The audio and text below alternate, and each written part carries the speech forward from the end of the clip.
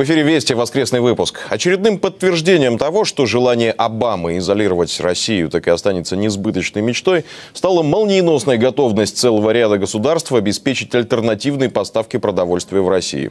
Среди желающих заменить политизированных западных поставщиков страны Южной Америки – Уругвай, Эквадор, Парагвай, Чили, Бразилия, где, помимо прочего, производят и среднемагистральные лайнеры Embraer, готовы компенсировать потерю Боингов для попавшей под санкции авиакомпании «Добролет».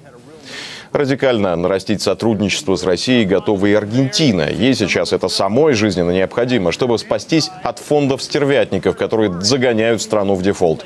И шанс на спасение Аргентина видит именно в новом партнерстве с Россией. Из Латинской Америки репортаж Аси Емельяновой. В XIX веке за цены на старейшей в мире аргентинской бирже отвечала «Роза ветров». Вот она, в золоте, в главном фойе. Дуют попутные, значит, корабли с товаром на подходе, можно торговаться. Сегодня котировки падают от слова «дефолт». Минус, минус, минус. Что, все плохо?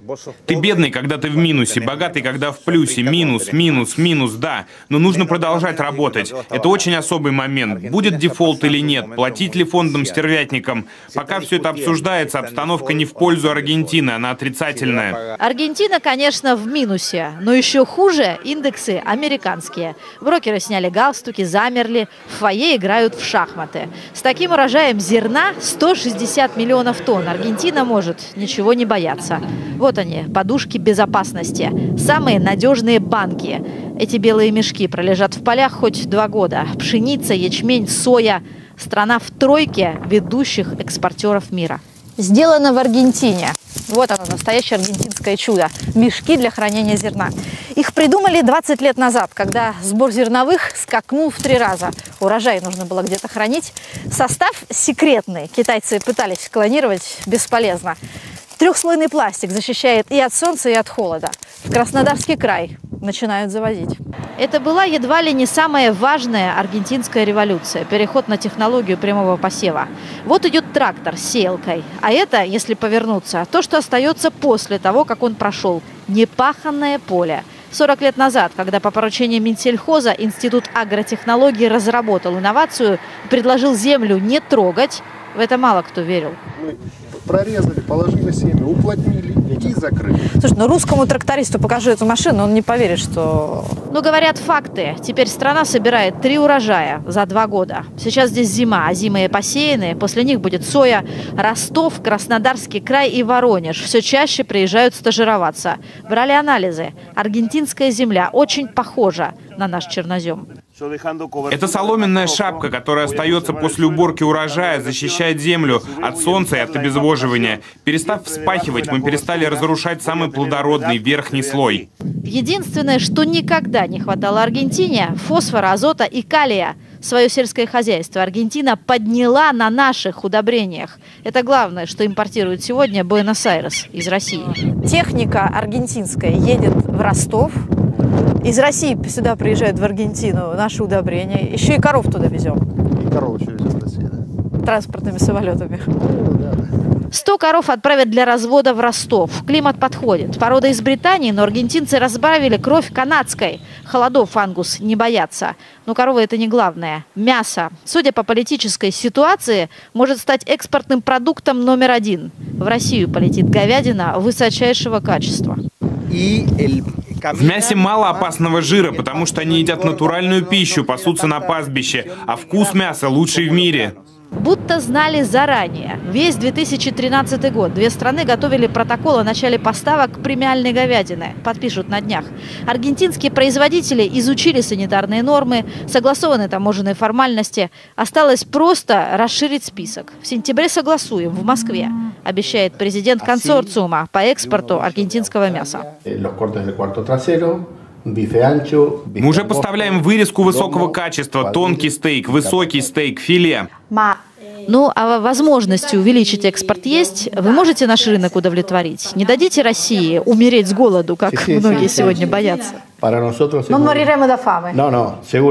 Нет, для нас это очень интересный рынок. Мы проводим кампанию по продвижению аргентинского мяса и начали ее с исследования, как жители России привыкли есть мясо. Вырезку, что мы отправляем, нельзя готовить в кастрюле.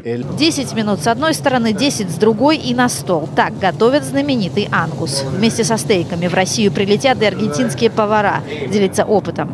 Кроме говядины, Аргентина готова поставить любое мясо, кроме свинины. Свинину повезут из Бразилии. Россия на днях сняла все ограничения на экспорт. Оттуда же и среднемагистральные эмбрайеры, которые могут частично заменить аналогичные Боинги на российских линиях добролета, попавшего под санкции. Бразилия поможет еще и тропическими фруктами. Бананы и свинина. Их из Бразилии импортирует и сам Буэнос-Айрес. Остальное все есть. И все свое. Груши лучше из Патагонии, помидоры из провинции Сальта. А все аргентинское. Помидоры, картофель. Аргентина что, все производит? Ну вот только лук у тебя в руках с Востока, но мы его адаптировали, и он прекрасно прижился и растет у нас. В списке продуктов, которые пойдут на наш рынок, почти все позиции, которых лишился Евросоюз, скандинавские страны и Новая Зеландия. Им тяжелее всего будет терять рынок сливочного масла. Но здесь Россия опять осчастливит Аргентину. Масло, сухое молоко и сухие сливки. Производители готовы начать поставки незамедлительно. 14 провинций готовы работать. Есть много фруктов, которые мы готовы без проблем начать поставлять. С овощами сложнее, там другая обработка. Потом есть картофель, сладкая тыква, яблоко. К нашим яблокам и грушам Россия привыкла. С остальным будем искать новые коммерческие возможности. К бурным переговорам, скачку товарооборота Аргентину и Россию подтолкнули США. Две страны на этой неделе как никогда друг друга понимали. Буэнос-Айрес отреагировал на попытку обвалить свою экономику, Москва на санкции. Судя по всему, продовольственные контракты потянут за собой приток инвестиций, в которых Аргентина так нуждается, и проекты. Вот они все. В новом парке Технополис. Буэнос-Айрес ставит на развитие нефтяной отрасли, био, нанотехнологии и космос. Развитому миру Аргентина выгодна только как кладовая продовольствия и натуральных ресурсов.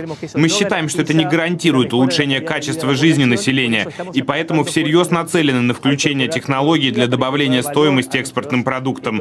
Поэтому союз с Россией является стратегическим. Он позволил бы нам получить доступ к третьим рынкам. Это позволяет, учитывая технологическое развитие России и Аргентины, укрепить нас на международной арене. Плохие новости из США приносят перспективы и контракты. В 21 веке Аргентина открывает для себя новые экономические закономерности. Чем бы ни закончились тяжелые переговоры с американскими фондами-стервятниками, страна в плюсе.